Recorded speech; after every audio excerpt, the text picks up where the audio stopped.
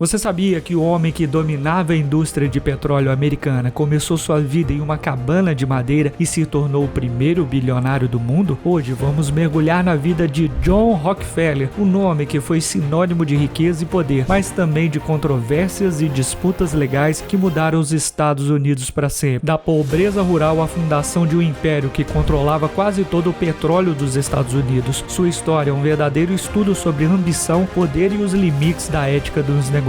Mas antes de se tornar o titã do petróleo, a vida de Rockefeller teve inícios modestos e muitas reviravoltas. Fique conosco para descobrir como ele transformou cada desafio em uma oportunidade, dando forma ao mundo moderno de maneira que poucos conseguem imaginar. John Davison Rockefeller nasceu no dia 8 de julho de 1839, em uma modesta casa de madeira em Hickford, Nova York. Ele foi o segundo de 6 filhos de William Avery Rockefeller, um vendedor ambulante que alternava entre vários pequenos negócios e golpes questionáveis, e de Eliza Davison, uma dona de casa rigorosa e religiosa. John cresceu sob a influência de sua mãe, que o ensinou os valores do trabalho duro, da economia e da fé religiosa, características que se tornariam a espinha dorsal de suas futuras práticas empresariais. A infância de Rockefeller foi marcada por uma série de mudanças. Seu pai, frequentemente chamado de Bill ou Diabo, era um homem enigmático e polêmico que raramente estava em casa, deixando a família por longos períodos enquanto se envolvia em seus esquemas. Apesar de sua presença intermitente, Bill trazia para casa brinquedos e presentes exóticos nas suas raras aparições, o que deixava a família em um ciclo de pobreza intercalado com breves momentos de alegria em comum.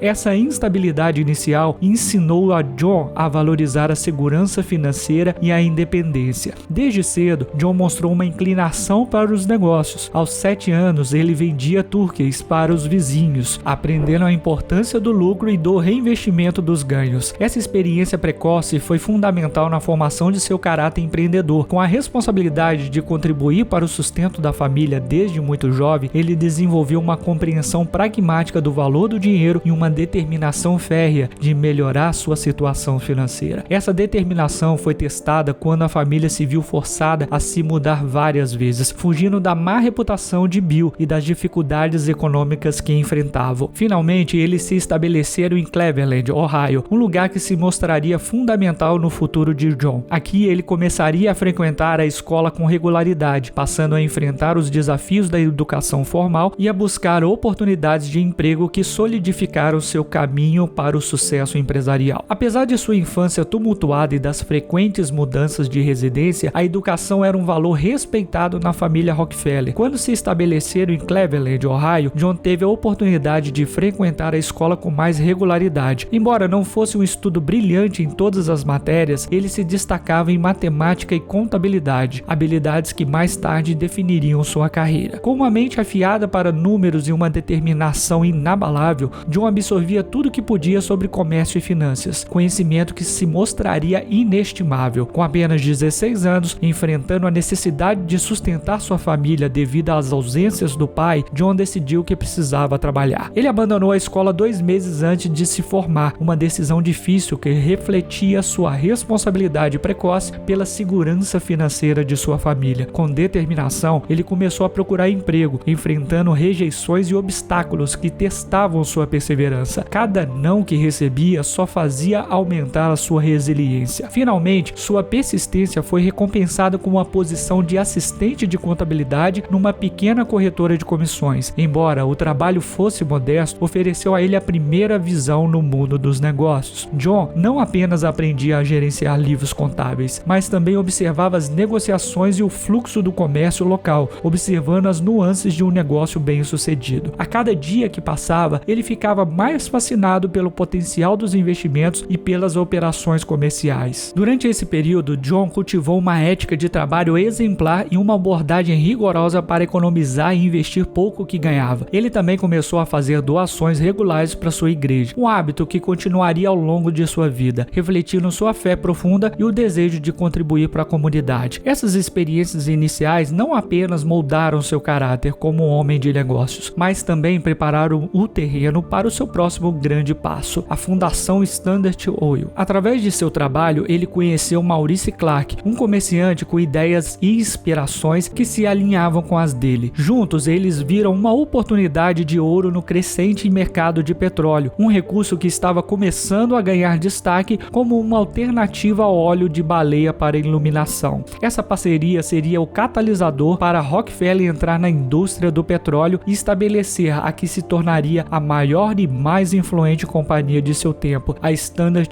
Oil. Em 1863, após anos observando o funcionamento interno dos negócios e acumulando uma modesta soma de capital inicial, John Rockefeller decidiu investir no promissor e volátil mercado de petróleo. Ele e seu sócio, Maurice Clark, investiram em uma refinaria em Cleveland, Ohio, um local estrategicamente próximo das ricas regiões petrolíferas da Pensilvânia. Foi um passo audacioso que se beneficiou imensamente da crescente demanda por querosene e outros produtos derivados do petróleo. A escolha de Cleveland como uma base para suas operações não foi acidental. A cidade estava bem posicionada com acesso ferroviário que facilitava o transporte do petróleo bruto da Pensilvânia e seu subsequente envio aos mercados consumidores. Além disso, Cleveland oferecia um ambiente empresarial robusto, com menos competição do que os centros mais estabelecidos como Pittsburgh e Nova York. A visão de Rockefeller para Standard Oil era clara desde o início. Ele não estava interessado apenas em participar do mercado, mas sim dominá-lo. Ele começou por estabelecer práticas rigorosas de gestão e eficiência operacional, que reduziram os custos e melhoraram a qualidade do produto final. Seu objetivo era produzir o querosene mais puro e barato do mercado, o que rapidamente colocou a Standard Oil à frente de muitos concorrentes menos eficientes. Rockefeller também mostrou uma sagacidade incomum para os negócios, ao negociar secretamente tarifas de frete mais baixas com as ferrovias. Ele sabia que o transporte era uma grande parte dos custos operacionais e, ao reduzir esses custos, poderia oferecer seu produto a preços mais competitivos enquanto mantinha margens de lucro elevadas. Essas negociações não só deram à Standard Oil uma vantagem significativa, mas também iniciaram práticas que seriam questionadas e vistas como antiéticas. Em 1870, percebendo a necessidade de uma estrutura corporativa mais formal para suportar suas ambições de expansão, Rockefeller e seus sócios incorporaram a Standard Oil of Ohio. Com essa nova estrutura corporativa, eles tinham mais flexibilidade para receber investimentos, expandir a capacidade de refinamento e observar ou eliminar competidores. Nos anos seguintes, a empresa usou uma combinação de aquisições agressivas, melhorias na eficiência e manipulações de mercado para expandir sua presença no setor. A estratégia de Rockefeller era simples, mas implacável: comprar concorrentes em dificuldades, muitos dos quais ele mesmo havia prejudicado com suas táticas de preços baixos, e consolidar as operações para controlar ainda mais a produção e a distribuição de petróleo. Este período de expansão acelerada não só solidificou a posição da Standard Oil no mercado de petróleo, como também começou a atrair a atenção e o escrutínio do público e do governo. A ascensão de Rockefeller não foi sem seus desafios e controvérsias. Enquanto ele via cada movimento como um passo necessário no caminho para a eficiência e para domínio do mercado, muitos viam suas ações como manipuladoras e monopolistas. As táticas da Standard Oil sob sua liderança iriam eventualmente levar a conflitos significativos com rivais. O governo e o público, que começaram a ver Rockefeller não apenas como um capitão da indústria, mas como um símbolo da ganância corporativa. Essa percepção de ganância e o crescimento quase incontrolável da Standard Oil colocaram Rockefeller em um curso de colisão com adversários poderosos e levaram a batalhas legais e públicas que marcaria sua carreira e a indústria do petróleo para sempre. Este clima de conflito e controvérsia seria o precursor de uma era de litígios, antitrust e regulação governamental que buscava reprimir as práticas que permitiram a ascensão meteórica da Standard Oil. Se você está gostando da história de John Rockefeller e quer ficar por dentro de mais conteúdos incríveis como esse, se inscreva no canal, dá o like e faça parte da nossa comunidade de empreendedorismo. À medida que a Standard Oil expandia seu domínio, John Rockefeller encontrava-se cada vez mais envolvido em uma série de conflitos e controvérsias que marcariam sua imagem pública e legado. Um dos episódios mais emblemáticos foi a formação da South Improvement Company em 1872, uma tentativa de Rockefeller e seus parceiros de negociar tarifas secretas com as ferrovias, o que lhes daria vantagens significativas sobre a concorrência. Este acordo, que veio a público, foi visto como uma conspiração contra outros seus refinadores e incitou uma reação feroz da indústria e do público, culminando em uma série de protestos e ações legais contra a Standard Oil. Além disso, a estratégia de Rockefeller de baixar os preços para forçar os concorrentes a venderem seus negócios ou enfrentarem a falência exacerbou sua reputação em implacabilidade e ganância. Muitos críticos viam essas táticas como abusivas e predatórias, argumentando que ele estava empobrecendo muitos para enriquecer ainda mais. A hostilidade pública aumentou quando a Standard Oil foi acusada de manipular o mercado e estabelecer um monopólio ilegal. As práticas comerciais de Rockefeller também atraíram a atenção do governo. Em 1890, o Congresso dos Estados Unidos aprovou a Lei Sherman Antitrust, parte da qual foi motivada pelas ações da Standard Oil. As investigações e os processos legais se intensificaram, culminando no famoso caso Antitrust de 1911, que determinou a dissolução da Standard Oil em várias empresas menores. Este foi um golpe para Rockefeller, mas também marcou o início de uma nova fase de sua vida. À medida que sua carreira nos negócios enfrentava escrutínio público e legal, Rockefeller começou a se retirar das operações diárias da Standard Oil e a focar mais em sua vida pessoal e em esforços filantrópicos. Este período de transição não apenas refletiu uma mudança em suas prioridades pessoais, mas também uma tentativa de reformular sua imagem pública de magnata implacável para benfeitor da humanidade. Após as intensas controvérsias que marcaram sua carreira empresarial, John Rockefeller direcionou sua atenção e considerável fortuna para a filantropia, uma fase de sua vida que ele esperava que pudesse reparar sua imagem pública e deixar um legado positivo. Com a criação da Fundação Rockefeller em 1913, ele começou a financiar uma ampla gama de iniciativas educacionais, científicas e de saúde pública. Sua contribuição para a erradicação da ancilostomíase e outras doenças tropicais transformou significativamente o campo da saúde pública, beneficiando milhões de pessoas ao redor do mundo. Além da saúde, Rockefeller foi um patrono da educação, apoiando instituições como a Universidade de Chicago e a fundação da Escola de Higiene e Saúde Pública da Universidade Johns Hopkins. Esses investimentos não apenas promoveram o avanço acadêmico e médico, mas também ajudaram a moldar o futuro da pesquisa nos Estados Unidos. Em sua vida pessoal, Rockefeller se retirou cada vez mais dos holofotes públicos. Ele passou seus últimos anos em sua propriedade em Pocantico Hills, Nova York, onde se dedicou à família e os hobbies menos grandiosos, como o golfe e a jardinagem. Esses anos mais tranquilos contrastavam fortemente com a turbulência de sua vida empresarial, permitindo-lhe refletir sobre suas conquistas e os custos que elas acarretaram. À medida que envelhecia, Rockefeller refletia sobre seu impacto no mundo e a responsabilidade de usar sua riqueza para o bem comum. Este período não apenas definiu sua imagem pública, mas também preparou o palco para avaliar como ele seria lembrado após sua morte. A transição de magnata implacável para a filantropia dedicado foi marcada por uma busca por redenção e um desejo de deixar um legado duradouro, uma missão que culminaria em seus últimos anos e além. John Rockefeller faleceu em 23 de maio de 1939, aos 97 anos, deixando para trás um legado complexo e multifacetado. Considerado o homem mais rico de sua época, sua fortuna foi resultado de uma abordagem inovadora e muitas vezes impiedosa nos negócios, estabelecendo o padrão para a era moderna dos conglomerados empresariais e da economia globalizada. Sua morte marcou o fim de uma era, mas o início de um debate contínuo sobre seu impacto. Através da Fundação Rockefeller e outras iniciativas filantrópicas, ele redefiniu o papel da riqueza privada na melhoria pública, inspirando gerações futuras de filantropos,